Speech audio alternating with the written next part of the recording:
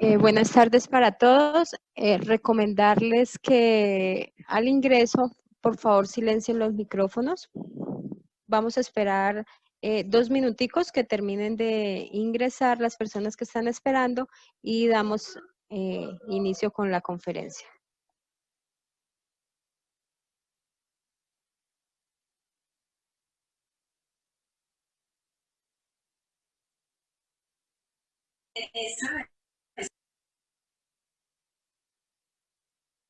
Profe, mientras tanto, ¿qué dice si probamos? ¿Me están escuchando las personas que ya están? Si quieren, me pueden escribir por el chat.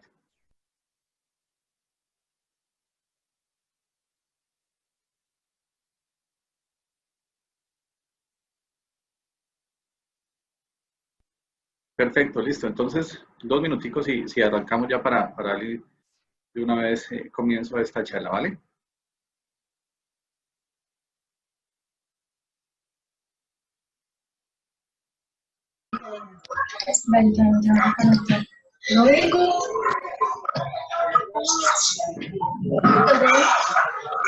Voy a silenciar todos los micrófonos y cuando el profe vaya a hablar, entonces lo activa. Gracias.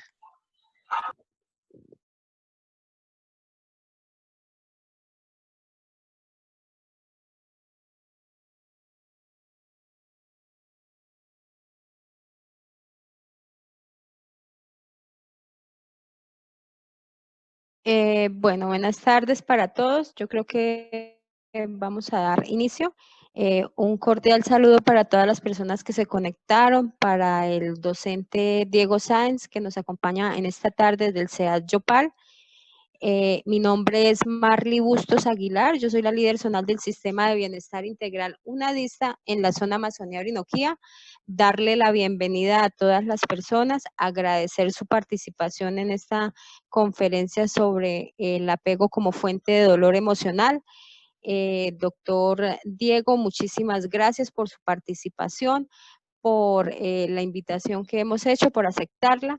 Entonces, los dejo en compañía del doctor Diego Sáenz.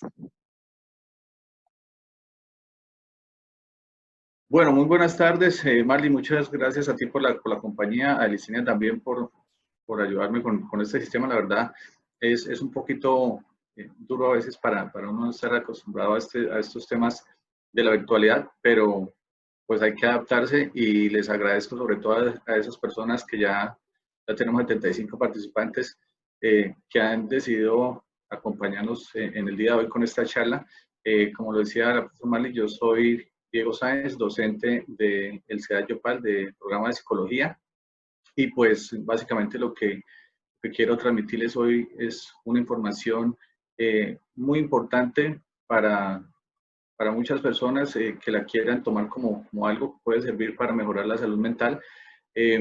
Cuando me dediqué hace de unos años atrás a trabajar sobre este tema del apego, de la dependencia emocional, pues me di cuenta que hay personas que son un poco resistentes a la temática por factores culturales, religiosos, pero también entendí que el tema del apego hace parte de muchas de las problemáticas que presenta nuestra sociedad en estos momentos y que finalmente, si no es bien entendido, pues va a repercutir inclusive en situaciones tan graves como el feminicidio, el suicidio, la violencia intrafamiliar.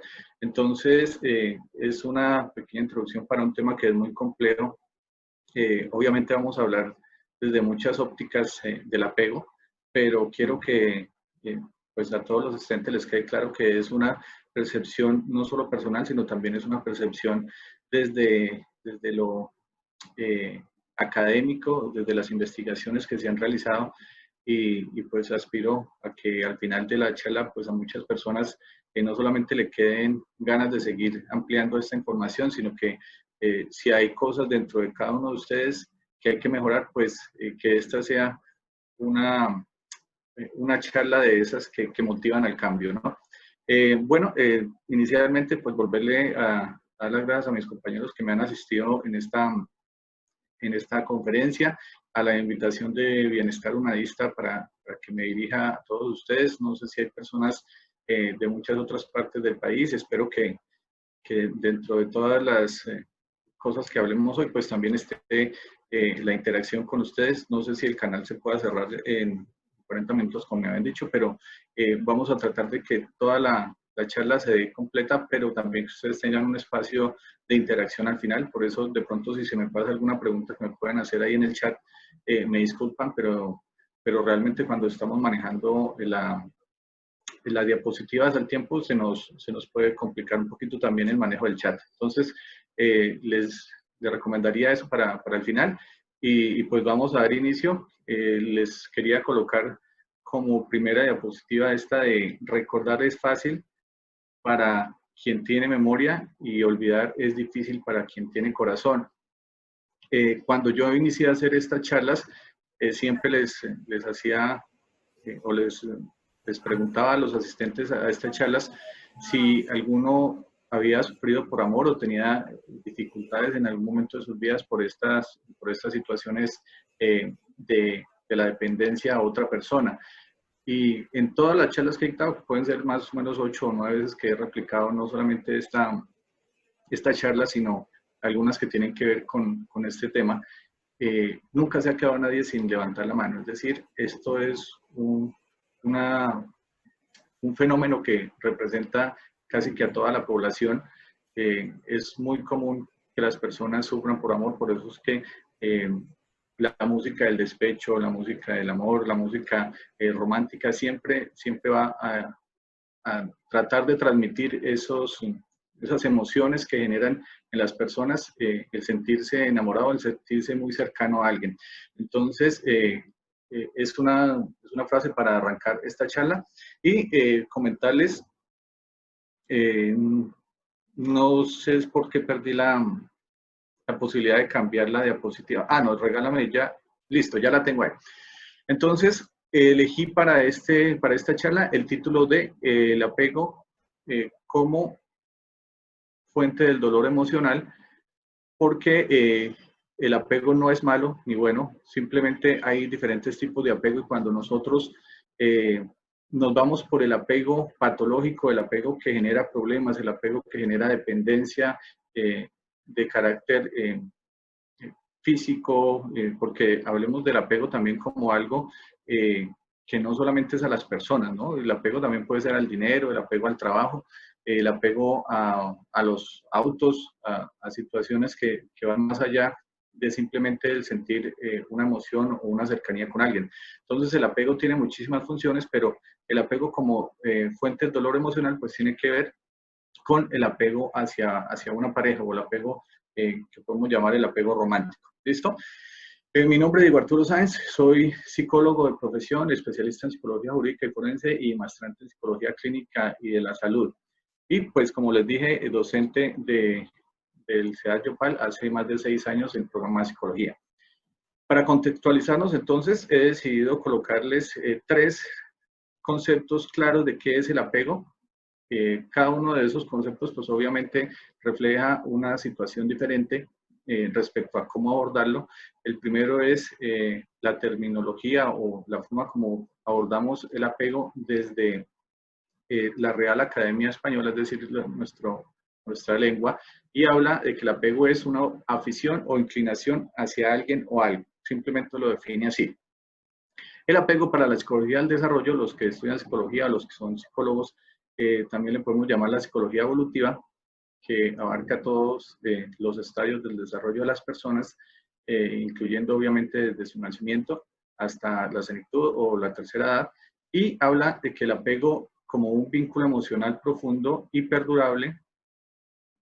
Voy a tener que apoyarme de otra diapositiva que tengo al lado porque aquí tengo tapado esa imagen, entonces a veces me voy a perder un poquito con la cámara de frente para poder leer las otras diapositivas. El apego para la psicología evolutiva entonces habla como un vínculo emocional profundo y perdurable que conecta a una persona u a otra a través del tiempo y el espacio. Entonces ahí hablamos del apego, de las teorías del apego de Bowlby, que vamos a hablarlas ahorita en un momento. Y pues obviamente desde el punto de vista biológico, nosotros somos seres humanos, pero también tenemos un carácter distintivo o casi que podemos equipararnos con un animal. Entonces, en ese sentido, el carácter biológico del apego pues tiene que ver con nuestra necesidad de supervivencia. Y el apego patológico, que es en el que nos vamos a concentrar hoy, habla de un vínculo obsesivo que se establece con una persona, objeto o idea que termina haciéndolo esclavo de esa obsesión. Miren que hay muchas patologías que pueden desprenderse desde el apego, pero alguna de las más importantes, el trastorno obsesivo compulsivo, que es básicamente tener una necesidad desde lo cognitivo y desde lo conductual de hacer algo.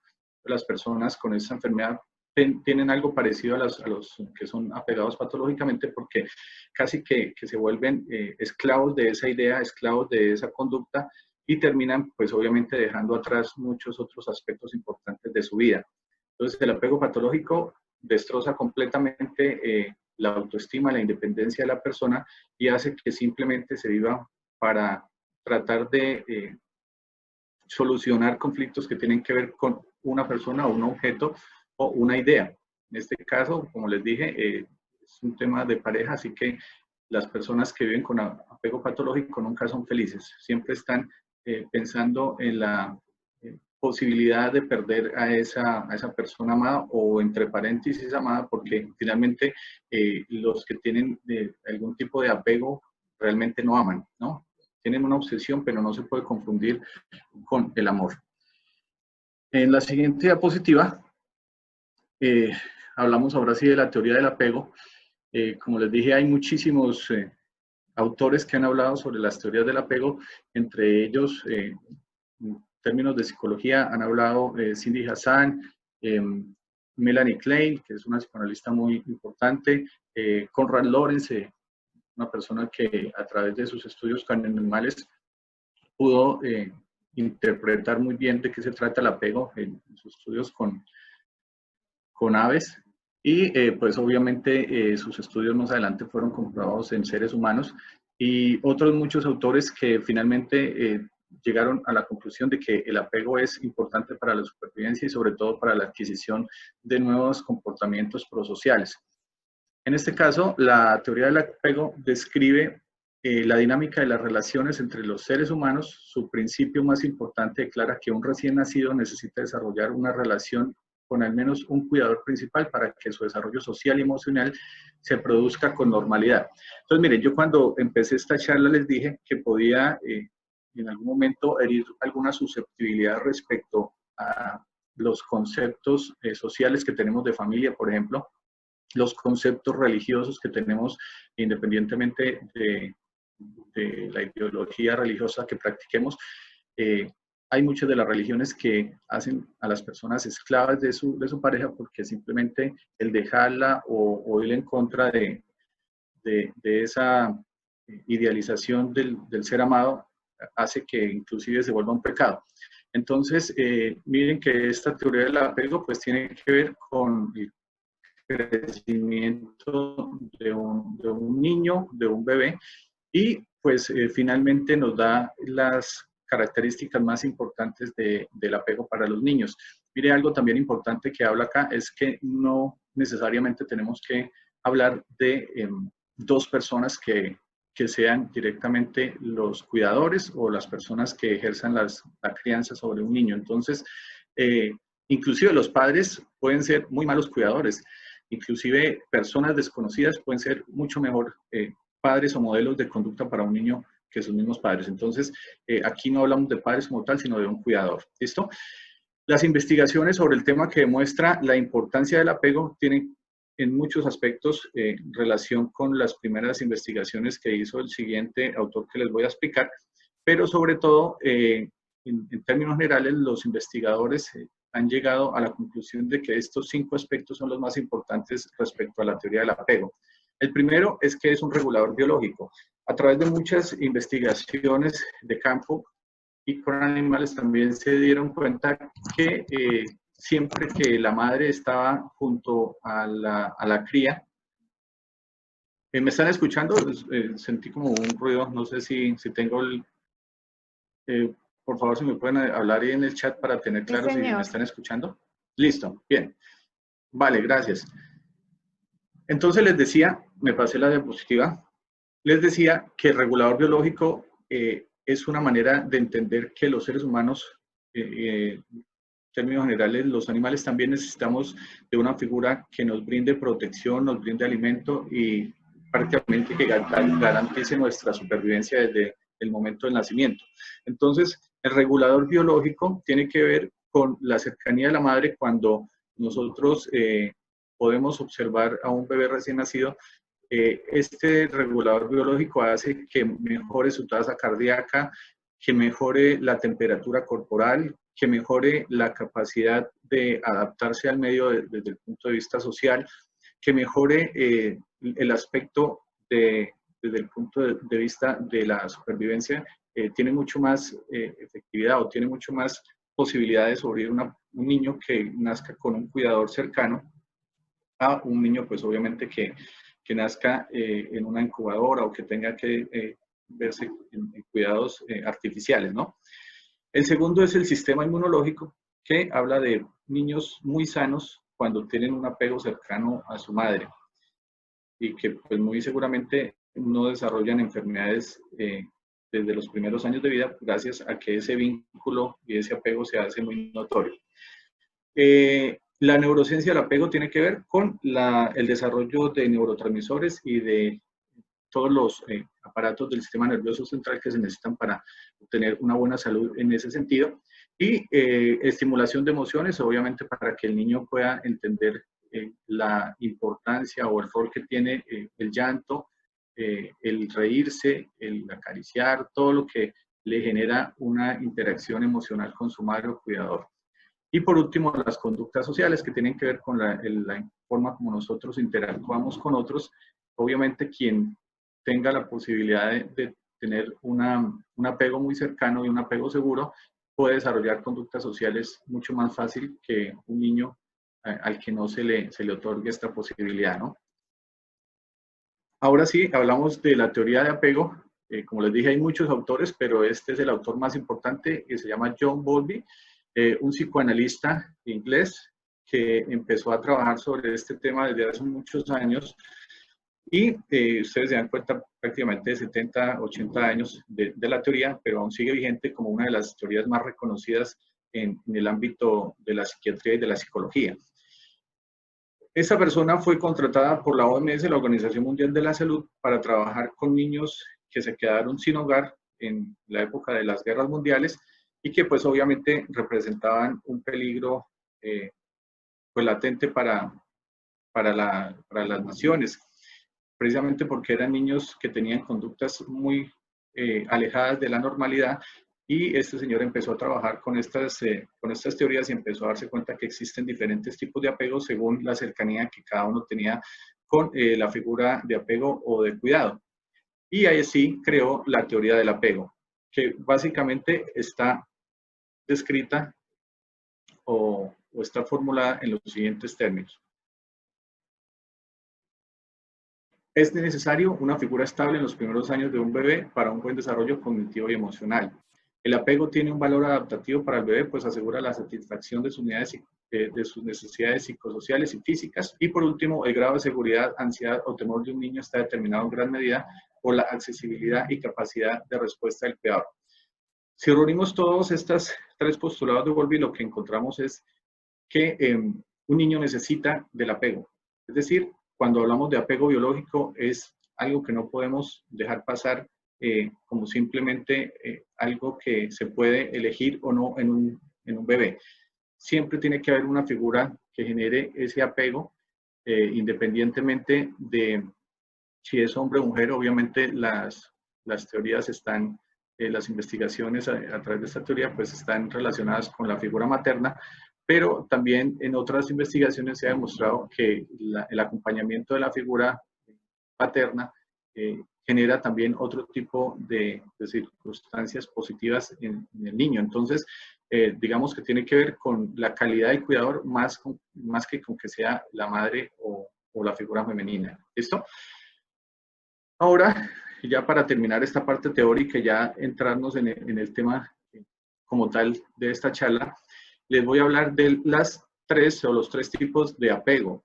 Según Bowlby, existen tres tipos de apego. Uno de estos es el apego seguro, que es cuando los niños tienen la posibilidad de interactuar de forma adecuada con su cuidador, no tienen ningún tipo de inseguridad respecto a la sensación de afecto que este cuidador tiene hacia ellos y pues actúan sin ningún tipo de restricción frente a su conducta.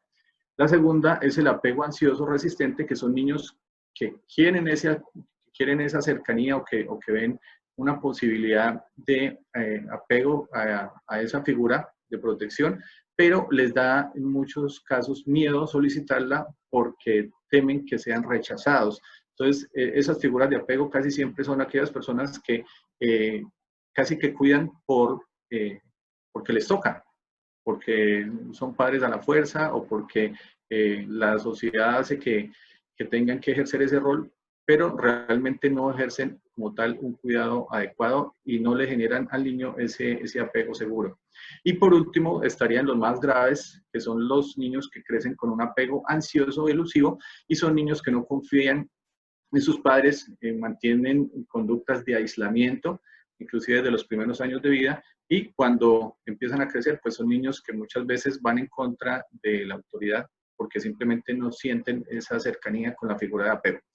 Listo, esto era lo que tenía que ver como con la introducción teórica del tema para ya llegar al tema principal de nuestra charla, que es el apego como fuente del dolor emocional. Mire, yo muy pocas veces recurro a algunas herramientas para las charlas, pero en este caso me pareció muy importante transmitirles a ustedes una historia, un cuento, de esos cuentos que dejan una enseñanza. Voy a tratar, el cuento dura como 2 horas, pero voy a tratar de resumirlo porque es muy importante que a través de este cuento ustedes comprendan cuál es la importancia de manejar el apego desde una óptica diferente y de entender que el apego no es sinónimo de dependencia. Bueno, resulta que el cuento habla de un príncipe que existió hace muchos años, un príncipe que tenía muchos bienes, muchas cosas materiales, pero que en un momento llegó a sentirse solo en un castillo únicamente con su criado y empezó a reflexionar sobre su vida y a entender que tal vez las cosas no las había hecho muy bien para que en ese momento estuviera solo.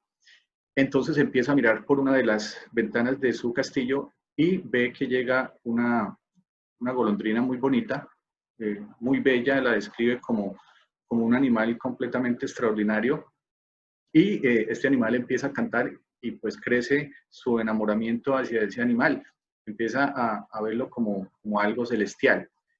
Este animal vuela y se va e empieza a crear en el príncipe la sensación de querer volverlo a ver.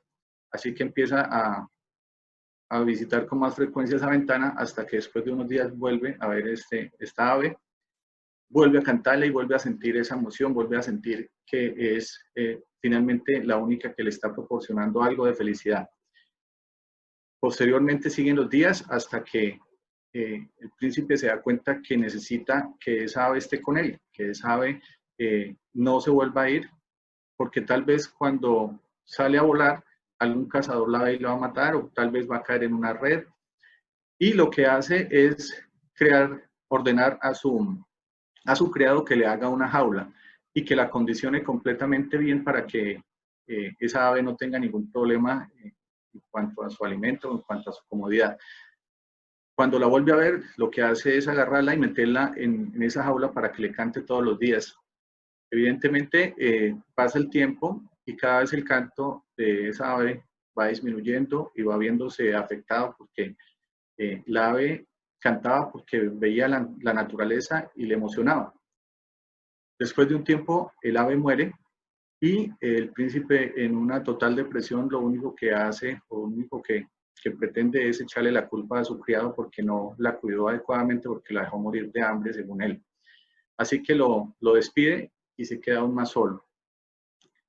La historia lo que habla es que nosotros casi siempre creemos que lo que nos hace felices lo debemos controlar, lo debemos tener guardado para que nadie lo toque, para que no sufra, para que no se haga daño.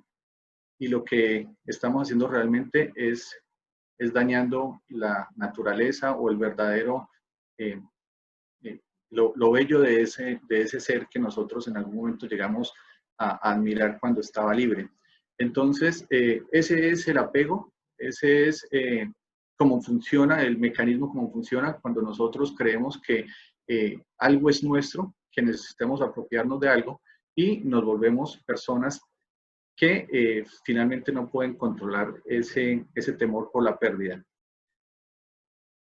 Bueno, y en la contextualización, quiero hablarles que el amor es muy bonito, así que no se vayan a desmotivar por enamorarse después de esta charla.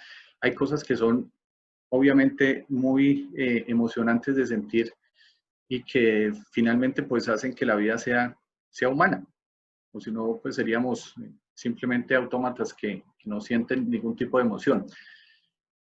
El problema de esto surge cuando el amor es entendido de una manera que culturalmente nos han enseñado que es una manera destructiva, una manera que casi siempre hace que el estar enamorado termine en una tragedia y termine muchas veces en situaciones como las que les expliqué al principio, que son trágicas. Entonces, lo importante de entender el término del amor es que es una construcción social. Es decir, nosotros aprendemos del concepto del amor por nuestras generaciones que nos han transmitido esa idea de qué es amar, de qué es tener una relación de pareja, de cómo debe ser, de cuándo se falla, cuando estamos frente a una relación de pareja, y casi siempre todos esos supuestos han sido impuestos por instituciones, ya sean religiones o por la misma cultura donde nos desenvolvemos. Entonces, lo que eso pretende es cada vez volvernos un poco más ciegos frente a lo verdadero de conocernos a sí mismos y al verdadero amor que empieza por uno mismo. Entonces, ¿qué pasa con el amor? Pues es una construcción social idealizada que viene desde hace siglos incrustándose en nuestras sociedades. La idea del amor es muy diferente, obviamente, en sociedades, sobre todo en las sociedades orientales, en las sociedades que no son latinas, porque el amor para los latinos es muy distinto al amor para las personas en Europa, por ejemplo, en Asia.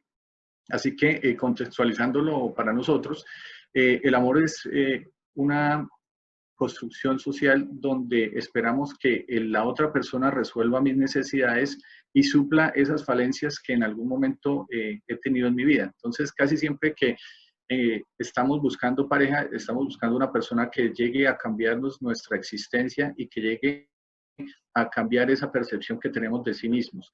Y pues obviamente cuando uno llega a una pareja, llega a formar una nueva relación, si llega con estos supuestos, pues va a tender al fracaso siempre, porque para llegar a una buena relación nosotros tenemos que entender que nadie nos va a solucionar nuestras propias falencias morales, culturales, afectivas, sino que eso es algo que debemos arreglar antes de formar una pareja. ¿Listo? Si a usted su pareja le ayuda a que llegue a ese propio autoconocimiento, perfecto, pero nunca dé por hecho que alguien va a solucionarle estos problemas.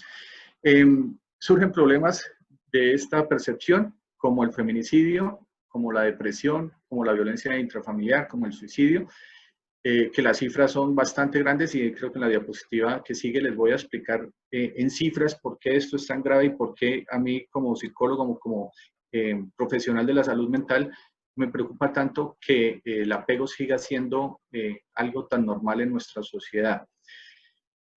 El duelo en la ruptura amorosa como una de las experiencias más traumáticas y estresantes que se pueden experimentar, seguido de la muerte de un ser querido.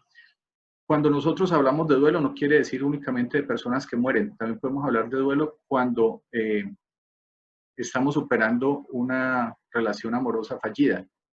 Y pues finalmente hay países donde inclusive el duelo tiene una importancia mayor, el duelo de pareja tiene una importancia mayor que la pérdida de un ser querido, por ejemplo. Eso es para darle una connotación tan grande al hecho de que nosotros creemos que finalmente nuestra felicidad y nuestra razón de ser está en otra persona. No es ajeno a ninguna persona, desafortunadamente puede ser una de las principales causas de aumento del índice de trastornos mentales y muertes en nuestros días. La depresión, ayer un compañero de trabajo mío lo hablaba, el doctor Cristian, la depresión casi que en unos 10 o 15 años va a ser la enfermedad más común en la sociedad. Desafortunadamente, nosotros cada vez tenemos menos tolerancia a la frustración, menos herramientas para superar las problemáticas del día a día, y pues la época en la que estamos viendo nos está enseñando muchas cosas, entre ellas entender qué es lo prescindible y qué es lo necesario. Muchas personas que llegan a ideación suicida o a cometer un suicidio por amor, creen que la única razón por la que vivían era esa persona y por eso deciden quitarse su vida, porque realmente no conciben su existencia sin ese ser amado. Entonces, ahí no hablamos de un amor romántico, ahí hablamos de un trastorno mental y de una circunstancia que debe ser atendida desde lo profesional, porque no está bien que una persona crea que debe morir porque no tiene a alguien a su lado. Para continuar con la siguiente párrafo de nuestra contextualización, según Martínez y Castro, en 2012 el amor ha sido objeto de estudios de la antigüedad. Sin embargo, es en el siglo XI que se vincula el amor romántico con el amor cortés. Ustedes recuerdan que en esa época se empieza a hablar de literatura romántica con Romeo y Julieta, con Hamlet, y toda esa literatura crea en el colectivo de las personas una idea del amor sacrificado, de ese amor que si no se tiene es mejor morir. Recuerden que todas esas tragedias resultan, esas tragedias amorosas resultan con la muerte de los amantes, porque finalmente sin ella no, o sin él no pudieron continuar su vida. Entonces todo esto hace que las personas de esa época empiezan a cometer suicidios creyendo que de alguna manera eso los acerca más a sus seres amados. Después, pues obviamente vienen otros cambios de la sociedad y sobre todo en el siglo pasado se dan muchos movimientos de tipo político y social que cambian un poco esa interpretación del amor. Pero desde ahí vienen muchas cosas que nosotros tenemos todavía incrustadas en nuestra mente y es esa dependencia de una persona en el amor. ¿Listo? Este dato lo encontré hoy, tenía otro desactualizado, pero me pareció que este es muy importante para que ustedes comprendan cuál es la importancia de trabajar sobre el apego y el desapego. Dice que el Instituto de Medicina Legal describió que 6.013 mujeres han perdido la vida por violencia de pareja o expareja en los últimos 5 años. Esas son cifras, obviamente por debajo de lo que en realidad pasa en nuestro país, pero igual siguen siendo cifras pues muy desalentadoras. Por otra parte, el Instituto Nacional de Salud reveló que en los últimos 2 años se han presentado 9.214 casos de intento de suicidio en el país y 56% de estos casos corresponden a temas amorosos. Existen muchísimas personas, yo afortunadamente en mi carrera he podido observar de cerca estos casos, entonces les puedo hablar de experiencia con personas en consulta donde efectivamente uno al hablarles, al escuchar su relato, se encuentra que para estas personas su vida acaba cuando o sus hijos se van, ya no están junto a ellos, o su pareja se va. Entonces uno se empieza a preguntar como profesional si existe algún tipo de tratamiento para este tipo de personas que simplemente colocan su felicidad y la razón de existencia en otros, independientemente que sean sus hijos. Porque miren que ustedes, los que son padres, muy seguramente aprovecharán lo que acabo de decir, y es que el hecho de que nosotros digamos que nuestra existencia está dada para satisfacer las necesidades de nuestros hijos, finalmente termina siendo un problema para los padres, pero también para los hijos, porque crea una sensación de falsa creencia que todo lo que el hijo realice finalmente termina en la infelicidad de su padre. Entonces es crear una carga emocional en un hijo que no hay necesidad. Cuando su hijo ve que usted es una persona independiente, que obviamente sí se preocupa por usted y que finalmente ha ejercido una buena crianza, no necesita que esté todo el tiempo pegado a su teléfono, no necesita que esté todo el tiempo sabiendo qué es lo que hace o deja de hacer, porque simplemente lo educó para que fuera alguien independiente. Entonces, esa falsa creencia de que los padres deben vivir para sus hijos, hay que empezarla a debatir. En la ruptura amorosa a nivel cognitivo se presentan pensamientos negativos, falta de interés en las actividades que antes disfrutaba, olvidos frecuentes, pensamientos recurrentes sobre la persona, etc. Y a nivel afectivo existen sentimientos de tristeza, culpa, rabia, desesperanza. Yo creo que cada uno de las personas que me están escuchando en algún momento han sentido todos estos síntomas, porque son síntomas, finalmente casi la mayoría de estos síntomas terminan en un cuadro de depresión, y finalmente la tusa se me olvidó el nombre, el otro nombre que tiene la tusa, el despecho, no son más que expresiones de un episodio depresivo que si no se maneja, pues termina siendo algo muy grave. Y ojo, cuando ese episodio depresivo, cuando esos síntomas aparecen y se combinan con el alcohol o se combinan con conductas sexuales inapropiadas, pues terminan dañando la vida de las personas. Entonces, la ruptura amorosa se tiene que vivir. No le digan a una persona que no llore porque lo dejó alguien, déjelo que sufra, déjelo que sufra ese duelo, porque finalmente es alguien significativo que se va de la vida. Entonces, no está tan bien dar consejos, porque los amigos normalmente dan esos consejos. Hay otros, consígase otro para superar eso. Lo que hay es viejas en la vida, le pueden decir a uno los mismos amigos, pero realmente lo que están haciendo es desconocer el dolor. Entonces, en este sentido, yo sí creería que la ruptura amorosa se tiene que tomar con mucha tranquilidad, pero reconociendo lo que produce, y son toda esta clase de sentimientos. Lo que pasa es que la complicación de esto viene cuando esos sentimientos y esos síntomas ya van más allá en el tiempo y repercuten en otras actividades de la vida, como lo laboral, lo personal, lo familiar. ¿Listo?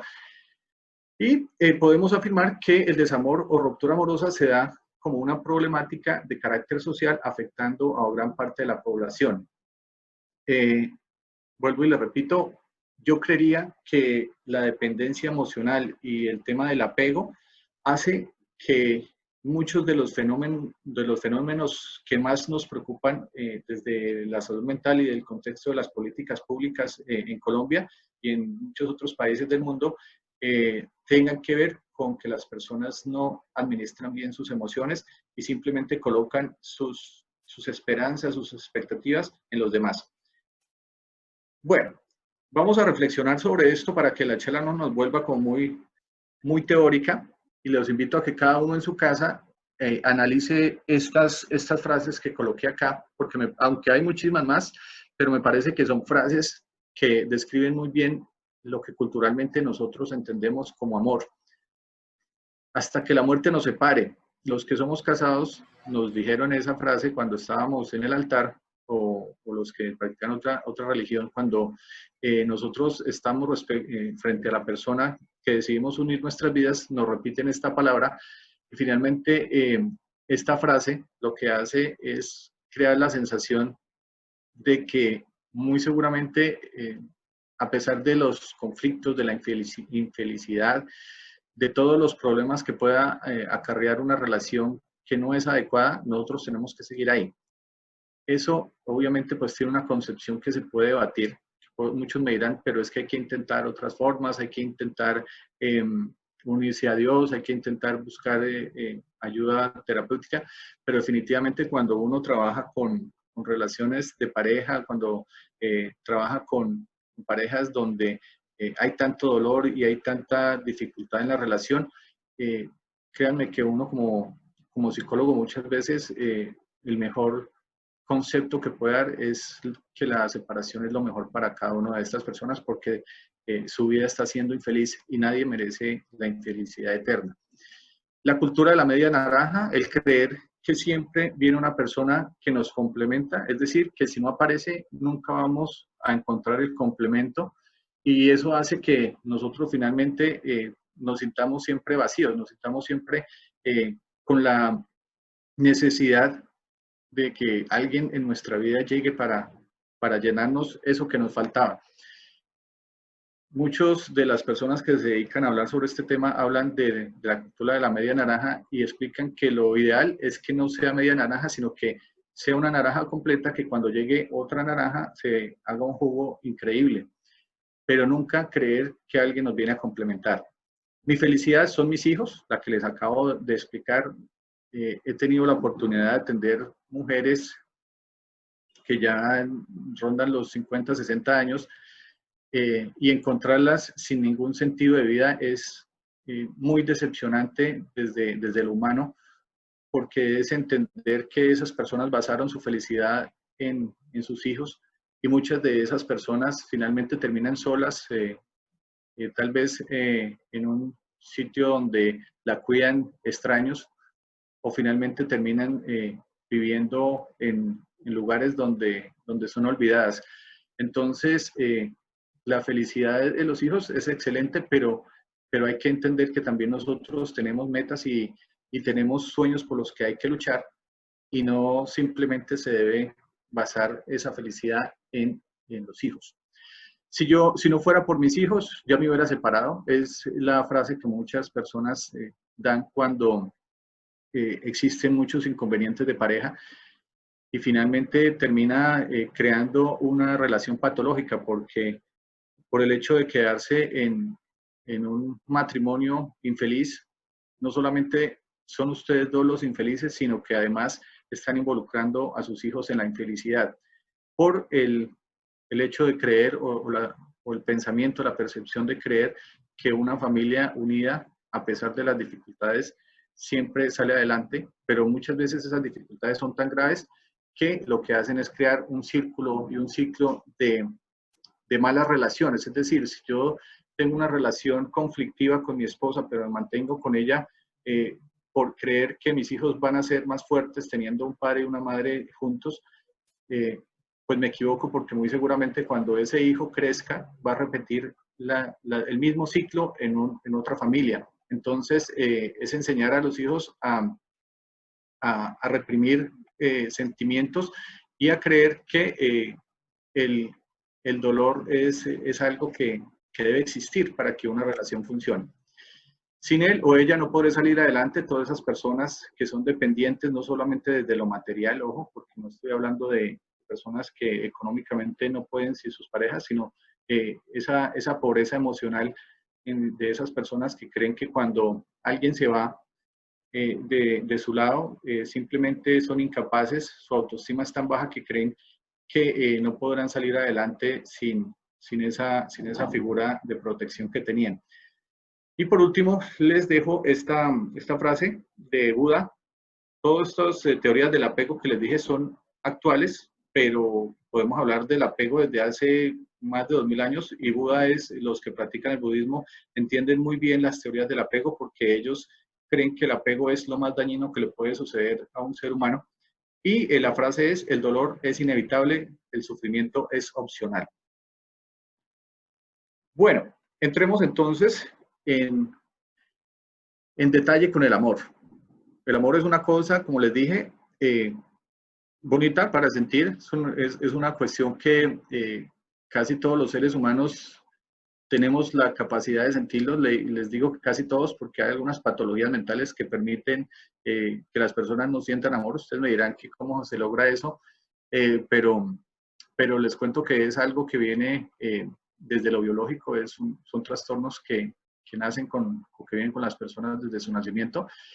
Y finalmente el amor es un término universal, que muchas de las culturas le dan otra concepción, es distinto, pero el amor finalmente termina siendo ese conjunto de actitudes y comportamientos que resultan desinteresados e incondicionales, y que se manifiestan en seres que tienen la capacidad de desarrollar la inteligencia emocional.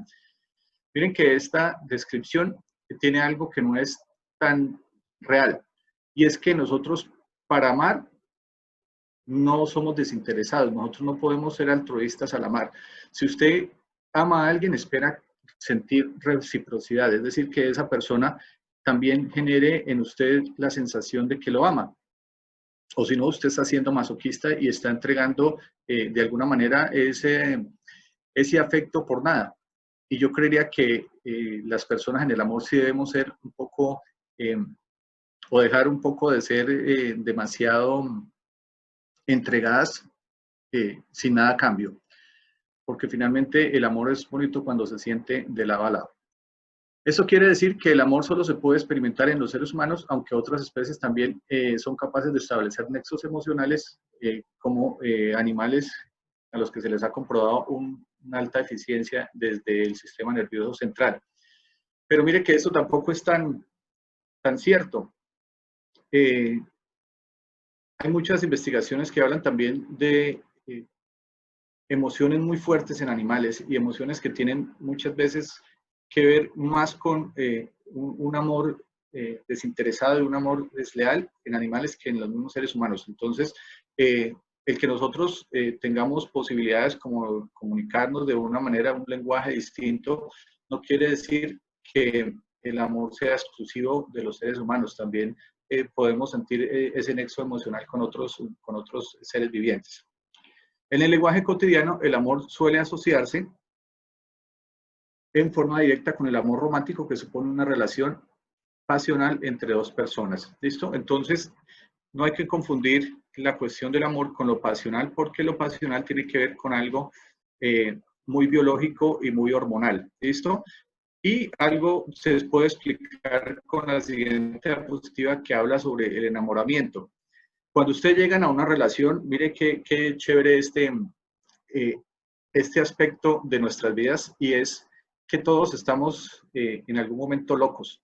Yo explico el enamoramiento desde la psicopatología como un episodio donde nosotros nos volvemos estúpidos o algo parecido a perder la sensación de realidad. Y es porque el enamoramiento finalmente hace que las personas inclusive se olviden de sí mismas.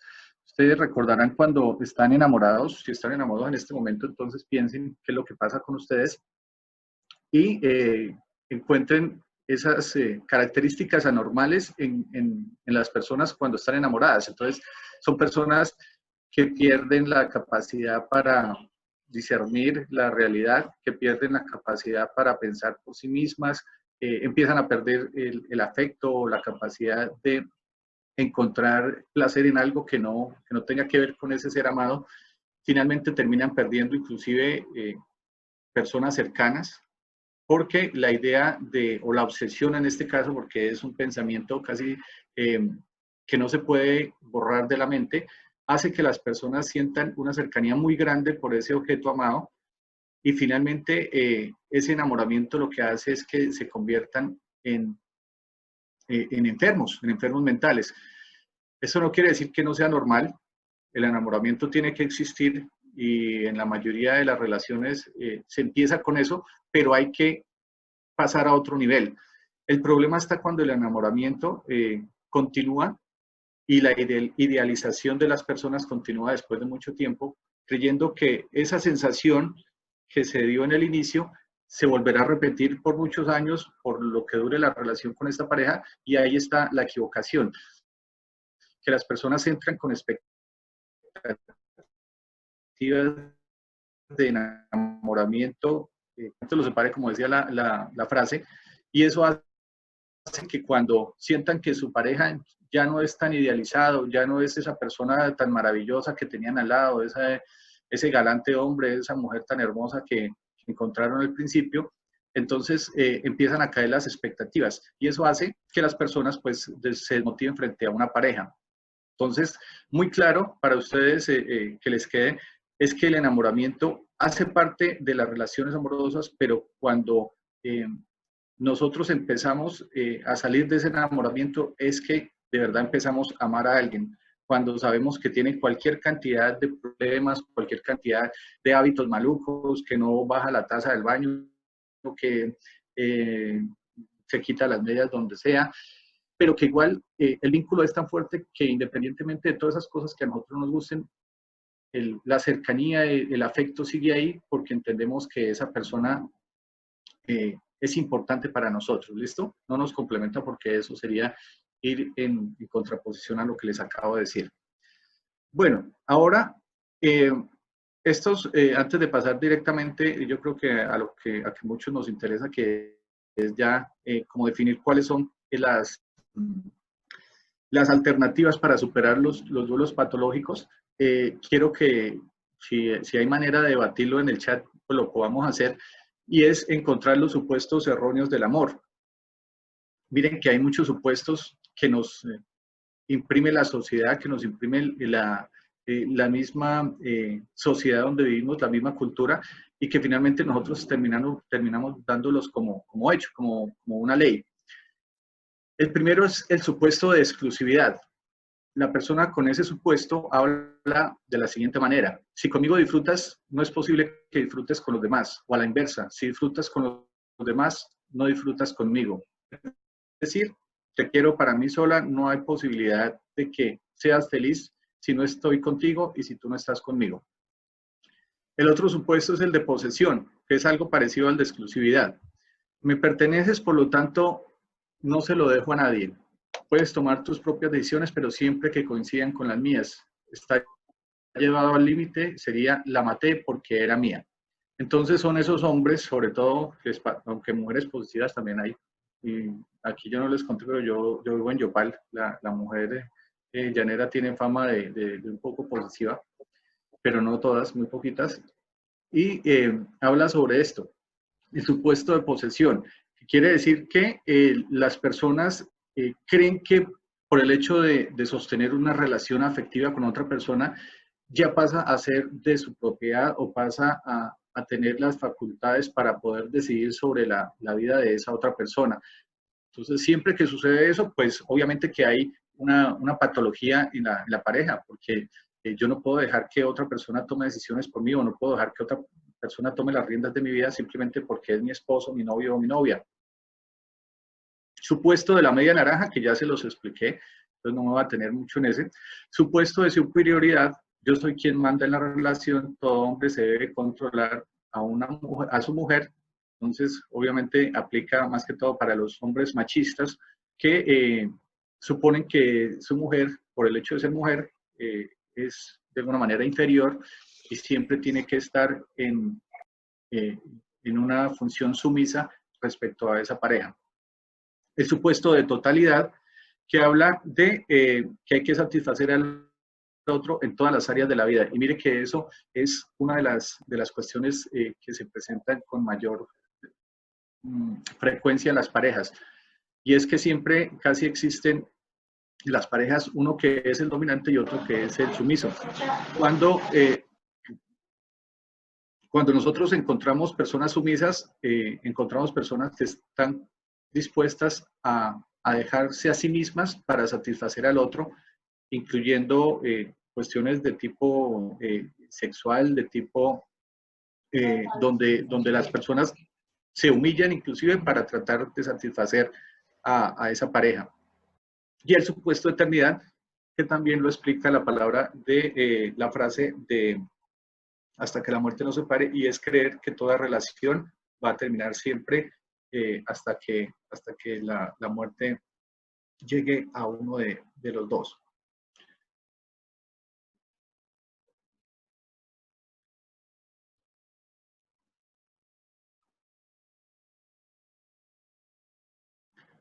Bueno, y por último, esta ya es nuestra última diapositiva para, si tenemos más tiempito, poder abrir el chat y resolver inquietudes o alguna participación de alguien que lo desee.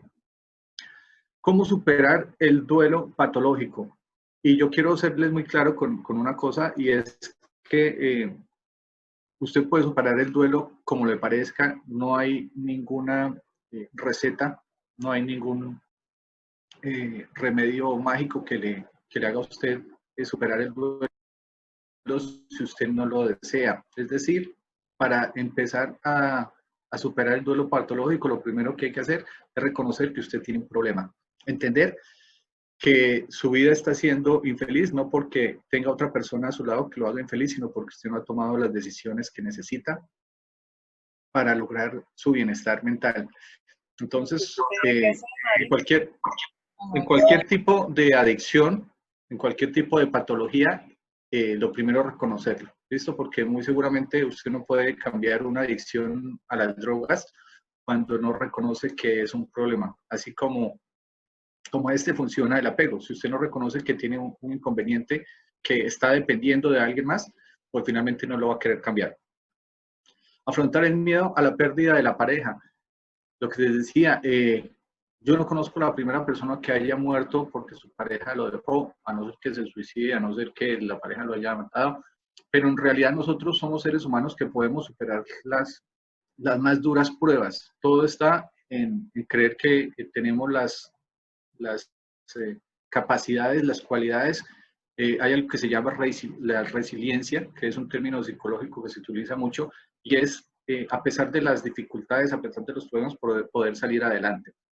Entonces, el creer que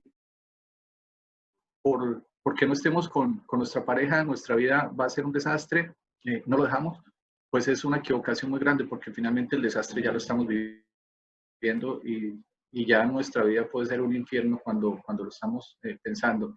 Entonces, el miedo debe ser de volverse a quedar en una relación que simplemente nos está dejando más problemas que cosas buenas. Reconocer y expresar tus necesidades, que tiene mucho que ver con la quinta, que es enfócate en tus propias metas de vida.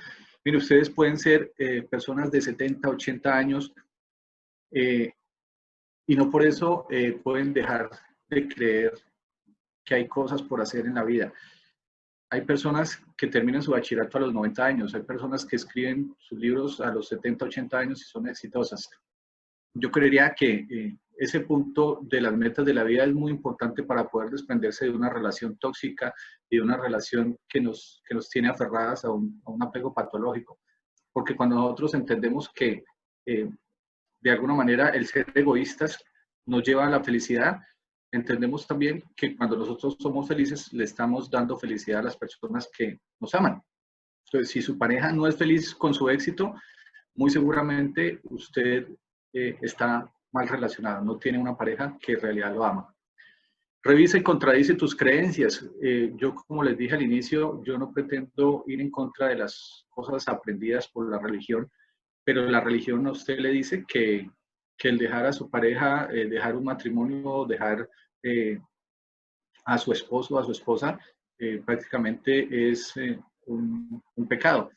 Y por eso muchas personas pasan sus vidas sufriendo, aguantando muchos tipos de maltrato, simplemente por adaptarse a unas reglas o unas normas religiosas que muchas veces no tienen sentido. Entonces, el contradecir sus creencias tiene que ver con eso, aunque realmente nos demos cuenta que habrán cosas que son superpuestas por nuestra sociedad, pero que si no las empezamos a contradecir y a cambiar, pues nos harán infelices por siempre. Desarrolla tu inteligencia emocional, que es saber administrar nuestras propias emociones. Evita las excesivas expectativas.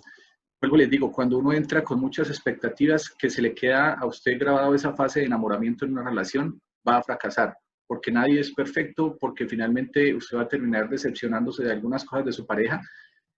Y lo importante es que usted entienda que lo bueno de una pareja es saber pasar por esas dificultades o esas cosas que no nos gustan, esos malos hábitos, pero saberlas entender y sobre todo, ver a la otra persona como alguien que se equivoca, no alguien que tiene que ser idealizado. Y por último, buscar ayuda profesional o espiritual. En este caso, profesional, psicólogos, psiquiatras, trabajadores sociales, psicoorientadores, el que crea que le ayuda más, un médico, cualquier persona que pueda ayudar y que tenga ese conocimiento desde su profesión. Pero también hay personas que pueden ayudarlos desde lo espiritual. Miren, yo en mi experiencia he tenido personas con las que desde la psicología no he podido hacer nada, no he podido cambiar ningún tipo de comportamiento, pero que entiendo que gracias a su espiritualidad, un un padre, un sacerdote, una persona, un pastor, puede cambiar o puede ayudarle a que cambie su vida. Entonces, en este caso, no se trata únicamente de buscar a un psicólogo. Obviamente, tenemos la facultad, los psicólogos, de entender muchas cosas que suceden en la vida de las personas, pero no podemos pretender que seamos rictos internos de estas personas. Entonces, el creer que hay otras instancias como lo espiritual que pueden mejorar nuestras problemáticas, pues está muy bien y usted decide qué tipo de ayuda necesita y en qué momento. Entonces, abro micrófonos, no sé cuánto me queda de la conexión, pero me gustaría poderlos escuchar. Si alguien, el apego se puede curar, claro, ahora. Es lo que les acabo de decir. El apego realmente es la voluntad de cambiar algo, la voluntad de entender que algo me hace daño y hacer algo por eso. Entonces, si algo sientes que te apega y que te hace daño, pues finalmente lo que hay que hacer es tomar acciones.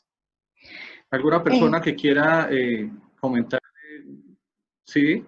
Una pregunta, buenas tardes, profesor, buenas tardes a todos mis compañeros. Buenas tardes.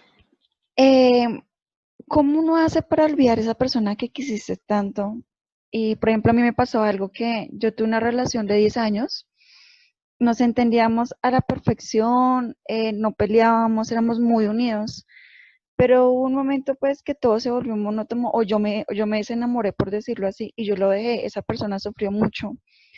Pero al pasar el tiempo me di cuenta pues que fue como una equivocación y cuando ya quise remediarlo pues ya era demasiado tarde porque esa persona pues ya había hecho familia, hogar.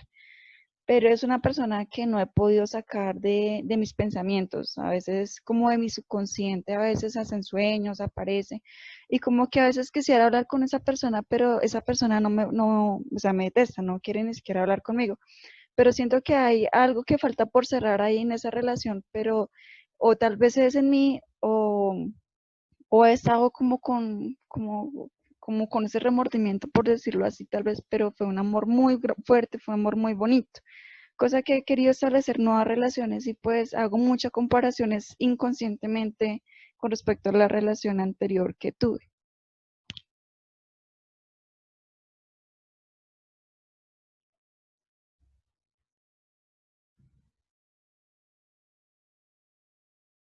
¿Cómo es su nombre? Aparece acá. Diana, ¿Maritza? Diana Maritza. Ah, ok. Bueno, mira,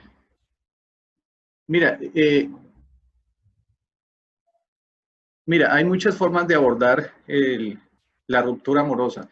Una de esas es, obviamente, cerrar los ciclos con esa persona con la que conviviste, con la que aprendiste muchas cosas desde lo emocional, pero cuando esa persona no está, pues te toca cerrarlas a ti sola.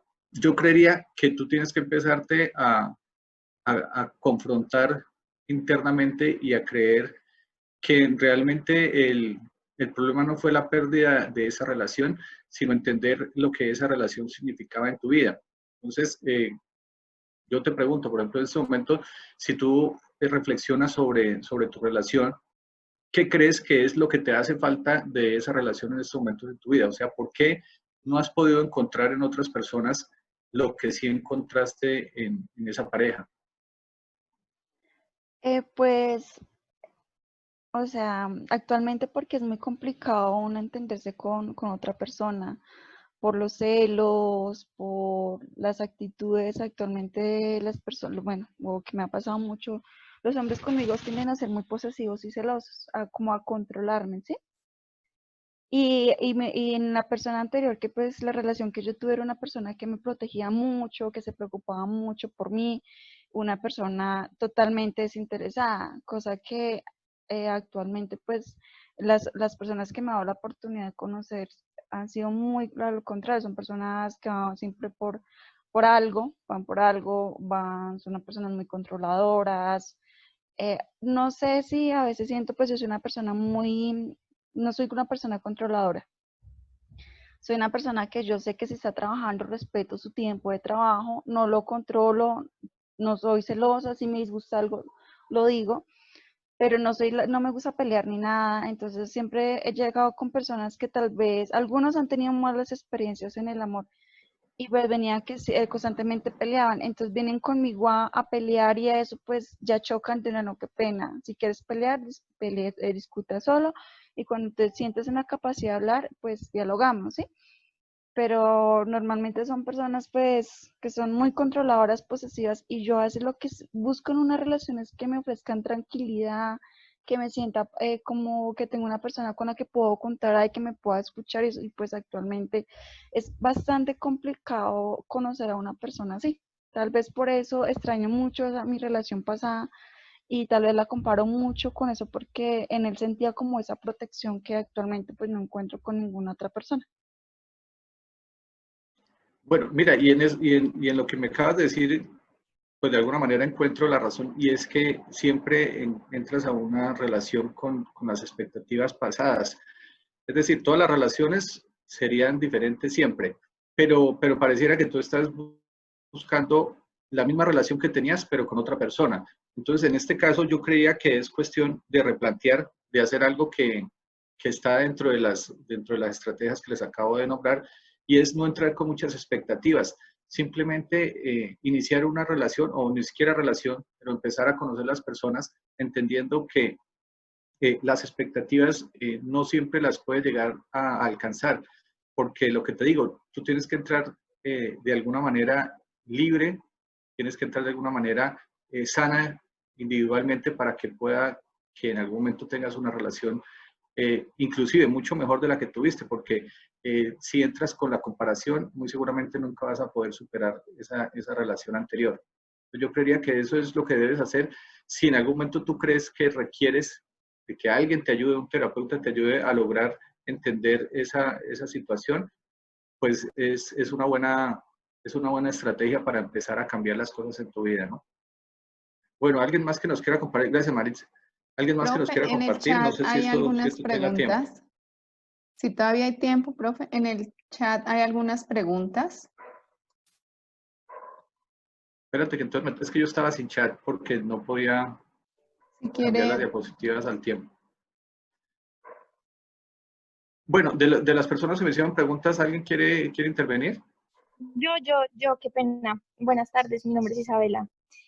Tengo bastantes preguntas, Listo, la dale. verdad, pero intenté Dale, Isabel. resumirlas un poquito. Bueno, Bueno, Isabel.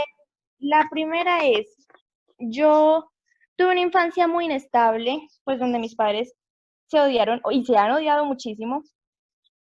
Tengo una hija de 4 meses y pues yo, pues en las relaciones anteriores que tuve sí generé como apego emocional. Ahora que tengo una relación pues más estable, entiendo un poquito más eso e intento como no,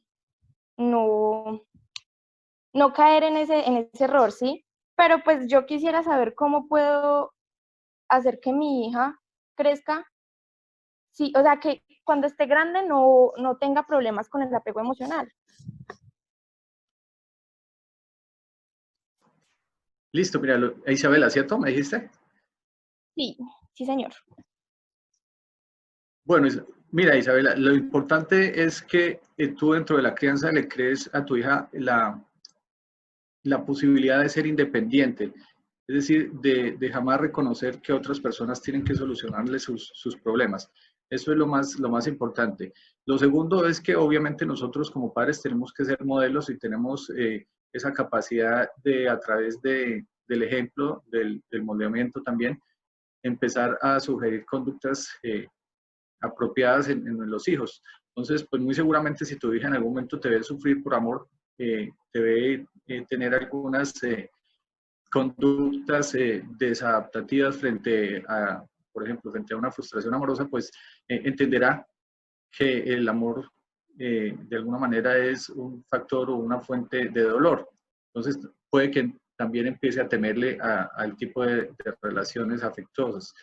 Entonces, yo creo que es una combinación de muchas cosas en la crianza, de no solamente el enseñar conductas apropiadas, sino también a través del ejemplo, empezar a moldear las nuevas conductas. Y sobre todo, mira, Isabela, que algo que tú dijiste al final, que tal vez no quieres que sufra y yo creo que los niños necesitan sufrir. Una de las cosas que yo en algunas charlas que he dado respecto a temas de crianza, sobre todo lo que tiene que ver con los aspectos del manejo de los aparatos tecnológicos y cómo afectan la vida de los hijos, algo que les digo es que finalmente hay que dejar que los hijos sufran, que tengan necesidades, porque eso forma el carácter y eso forma una buena personalidad. Cuando tú a los hijos les das todo en bandeja de plata, cuando no tienen que esforzarse por las cosas que reciben, muy seguramente crecen con una cultura de la facilidad. Y eso, de alguna manera, indirectamente también repercute en las relaciones amorosas. Cuando tú creas un hijo que no tiene ningún tipo de responsabilidad, que piensa que todo está hecho para él, pues seguramente cuando llegue a una relación amorosa va a entender que se va a comportar igual, es decir, que siempre la otra persona es la que tiene que satisfacerlo y no él. Entonces yo creo que el procurar que los hijos no sufran muchas veces no es tan adecuado. También hay que tomar eso como un aprendizaje y hay que enseñarle a sobrellevar las dificultades, no a guardarlas. Listo, muchas gracias. Por acá tengo otras preguntitas. Bueno, otra. ¿Cómo puedo desarrollar mi inteligencia emocional? Yo creo que eso es importante, pues porque a veces también los adultos tenemos problemas con eso, o por lo menos yo tengo ese problema. Mira, la inteligencia emocional es un término que refleja cómo nosotros debemos administrar nuestras propias emociones.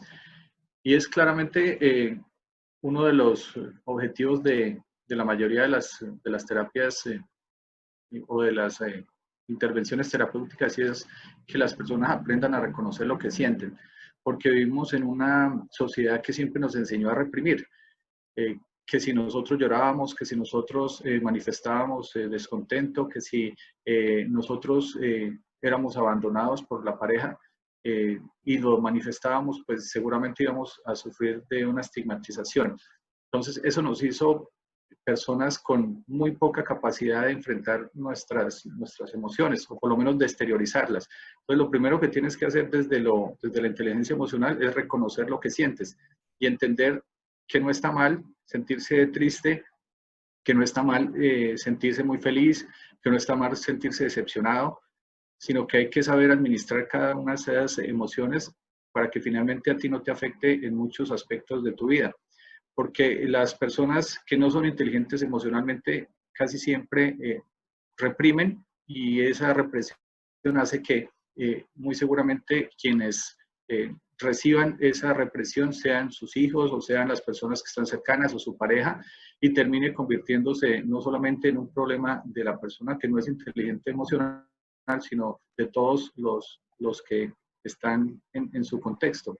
Entonces, la inteligencia emocional hay que abordarla desde muchas alternativas: el autoestima, el forjarse metas claras, el entender que el relacionamiento con las otras personas también es importante, el comprender que hay situaciones del contexto, del ambiente que nos hacen daño, pero que tenemos que saber manejar, como lo que nos está sucediendo en este momento. No lo podemos controlar, pero tenemos desde nuestras propias emociones que saber manejar la frustración o la desesperación.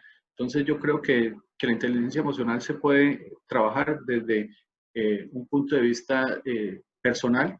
No hay necesidad de que tengas un terapeuta al lado que te diga cómo actuar emocionalmente bien, sino entender que las propias emociones deben ser entendidas y deben ser, que las propias emociones deben ser procesadas y deben ser naturales. No hay que tratar de forzarlas ni hay que tratar de evadirlas. Profe, si me deja leerle algunas preguntas del chat para dar por terminado, yo creo que en 10 minuticos. Dice, ¿cómo se puede evitar el arrepentimiento con una persona amada a la que se le hizo daño o simplemente se dejó realizar cosas bellas y no se hizo con ella? Y sin embargo, hay un arrepentimiento. Te cuento que no te entendí no te entendí el primer pedazo.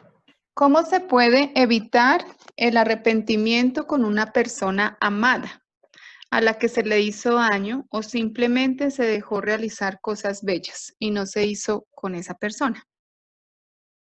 ¿Cómo, cómo se puede evitar ese arrepentimiento? Sí, pues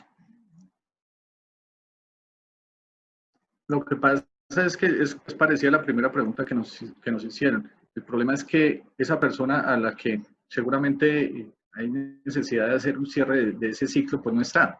O pues yo entiendo que no se puede hacer fácilmente a ese trabajo. Porque si la tuviéramos, pues obviamente hay que hacer una actividad de reconocimiento de esas emociones, de esa frustración de haber dejado esa relación sin concluir muchas cosas, pero cuando no la tenemos, hay ejercicios.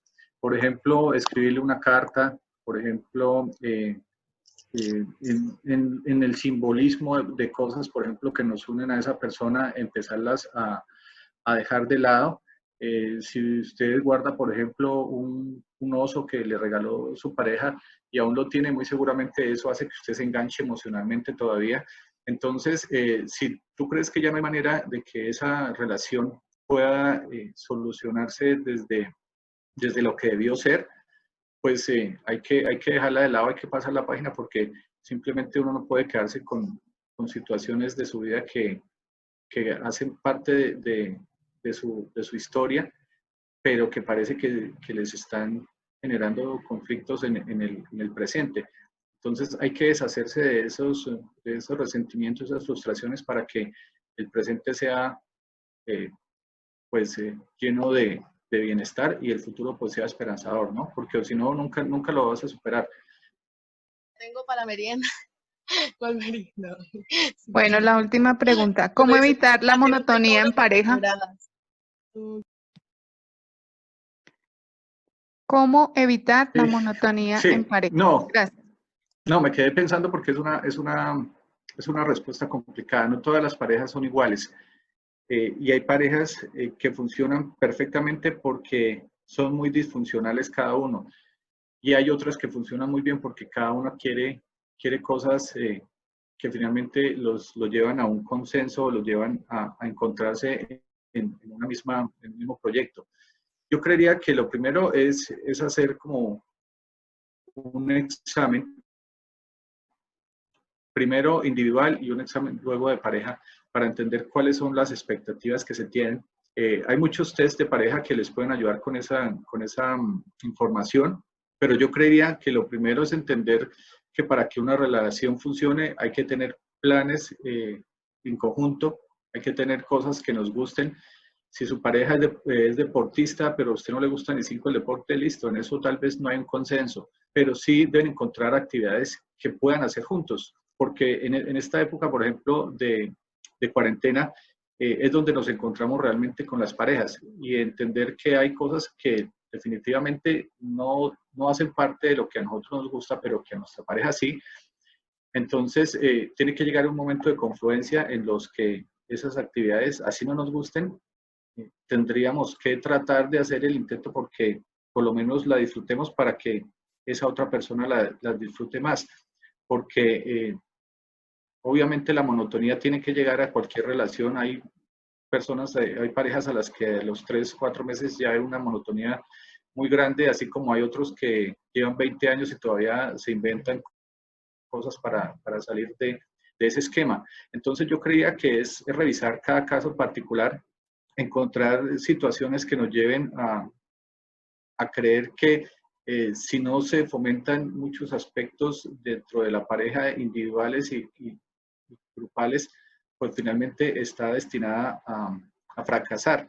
Y sobre todo, miren que algo que no hemos tratado acá es el tema de la sexualidad. Hay muchas parejas que caen en la monotonía por eso. Y entender a la pareja desde el ámbito sexual es una cuestión que no hay que dejar de lado. Y cuando llega muchas veces la monotonía en ese sentido, las parejas terminan por acabarse. Entonces yo creería que hay necesidad de también valorar el aspecto de la intimidad en las parejas. Buenas tardes, doctor. Desde mi rol como psicóloga, ¿qué modelos de intervención o de terapia puedo aplicar a pacientes que me lleguen con este tipo de apego patológico? Bueno, habría que entender entonces si llega únicamente la persona con el apego patológico que quiere superarlo o que quiere recuperar una relación de pareja. Si es el caso inicial donde solamente llega esa persona con un apego patológico, pero no tiene todavía o no desea continuar con su relación de pareja, yo creería que la terapia cognitivo-conductual es la más adecuada, que se establezcan pautas de conductas y comportamientos adecuados, la reestructuración cognitiva, el debatir las ideas irracionales también puede ser una técnica muy adecuada en ese sentido. Pero si lo que intentamos es recuperar una relación de pareja, pues obviamente que el enfoque sistémico da muy buenas alternativas para trabajar con parejas. Cada enfoque tendrá sus propias cualidades. Yo te hablo desde lo propia experiencia y creo que el enfoque sistémico desde el trabajo con la pareja es lo mejor que puede hacerse, pero las personas que son psicodinámicas, las personas que trabajan la psicología humanista, transpersonal, cualquiera de ese tipo de terapias puede ayudar, solamente que hay que saber enfocar el tipo de necesidad de la persona y de la pareja. Bueno, doctor Diego, muchísimas gracias. Este es un tema que pues deja muchas preguntas, muchos interrogantes. Yo creo que por nosotros estaríamos toda la tarde acá realizándole muchas preguntas frente al tema. Muy interesante la conferencia. Agradecerle su tiempo, agradecerle a las personas que se conectaron, invitarlos por favor a que desde el Sistema de Bienestar Integral UNAISTA, los invitamos para que contesten la evaluación, nos hagan saber cuáles son sus percepciones, las inquietudes que tienen frente a las diferentes experiencias que estamos realizando desde Bienestar. Doctor, nuevamente agradecerle desde la UNAD, desde el Sistema de Bienestar por su apoyo frente a la realización de esta conferencia. Palabras de agradecimiento. No, a ustedes por invitarme y de verdad que queda muy corto una charla de hora y media para un tema tan extenso, pero espero que por lo menos haya quedado claro el objetivo y la justificación que tenía para llegar con esta charla y entender que la salud mental es algo que hay que ponerle la misma o casi más atención que a la salud física porque vienen tiempos de mucha complejidad y si no estamos preparados desde la parte mental, pues muy seguramente vamos a tener muchas repercusiones. Un saludo muy especial a todos mis compañeros, familiares, personas que estuvieron cercanas, estudiantes, y espero que nos podamos ver nuevamente. Les agradezco por su participación. Bueno, muchas gracias a todos. Que tengan una excelente tarde y recuerden vincularse a las diferentes experiencias que tenemos programadas. El día de mañana también tenemos una conferencia sobre diseña tu propia declaración de renta a las 9 de la mañana y a las 3 de la tarde tenemos un taller de dibujo para todas estas personas que se quieran vincular. En la agenda que se les envía a sus correos encuentran tanto el link de inscripción como el de conexión para que recuerden estar en estos espacios que nos aportan muchísimo a nosotros y que podemos aprovechar en este momento de cuarentena con toda nuestra familia.